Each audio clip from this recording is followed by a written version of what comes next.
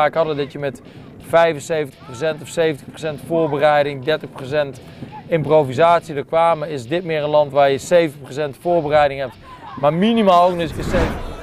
Legenda Belanda sampai turun gunung karena khawatir talenta muda negaranya terus diburu timnas Indonesia. Di bawah kepelatihan Sintayong, timnas Indonesia memang sering mencari pemain keturunan untuk dinaturalisasi. Hal ini dilakukan guna memperbaiki beberapa posisi yang kropos. Memang beberapa pemain yang dinaturalisasi oleh PSSI kebanyakan dari Belanda. Hal ini tidak terlepas dari aspek historis masa lalu karena negara tersebut pernah menduduki Indonesia di Perang Dunia I dan II. Atas dasar itu, kemudian banyak orang Belanda yang menikah dengan warga negara Indonesia. Mereka pada akhirnya membawa keluarganya untuk menetap di negeri kincir angin tersebut. Dari keturunan itu, lahirlah para pesepak bola hebat yang berkarir di Eropa seperti Giovanni van Bronckhorst, Nigel de Jong, dan Robin van Persie yang membawa Belanda menjadi runner-up Piala Dunia 2010.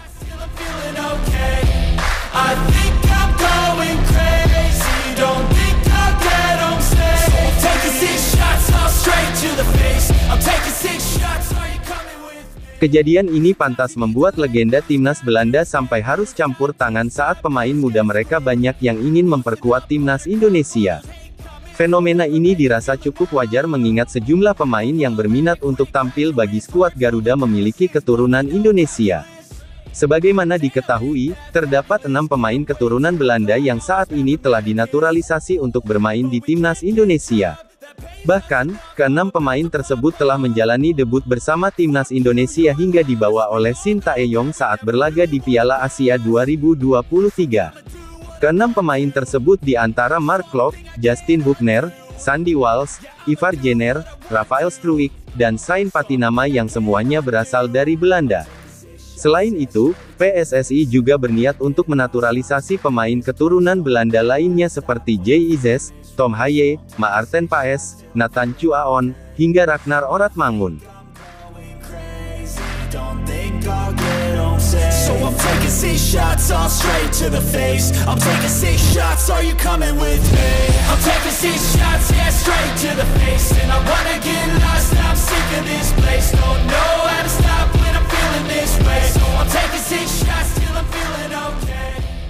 Tidak hanya itu, kehadiran para pemain naturalisasi tersebut berdampak instan kepada performa timnas Indonesia termasuk di Piala Asia 2023 lalu. Timnas Indonesia secara mengejutkan bisa lolos dari fase grup Piala Asia 2023 untuk pertama kalinya sepanjang sejarah dengan mayoritas pemain muda. Performa apik pemain naturalisasi tersebut seperti Justin Hubner dan Ivar Jenner kemudian mendapat sorotan hingga tak luput dari pujian media luar negeri.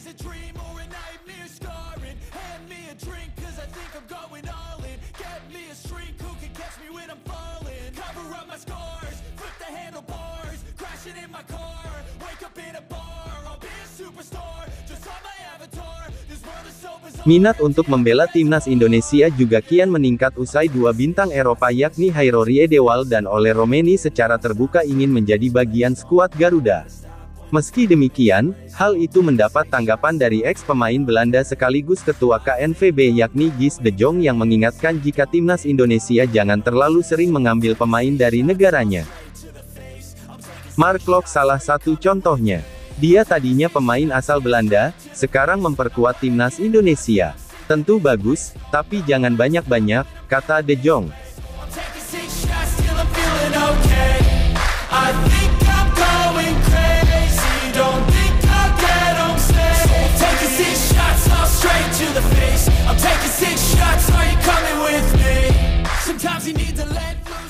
Akan tetapi, apabila melihat fenomena timnas Indonesia yakni mengambil pemain yang tidak mendapat panggilan tim senior Belanda, hal itu tampaknya tidak memengaruhi stabilitas skuad oranye. Hal ini karena sejumlah pemain potensial seperti Mies Hilgers dan Tijani Reijenders pernah menolak tawaran timnas Indonesia demi bermain untuk tim senior Belanda. Sementara bagi mereka yang memilih untuk main di timnas Indonesia merupakan pemain yang sulit untuk dipanggil tim senior Belanda seperti Tom Haye dan Jay Izes.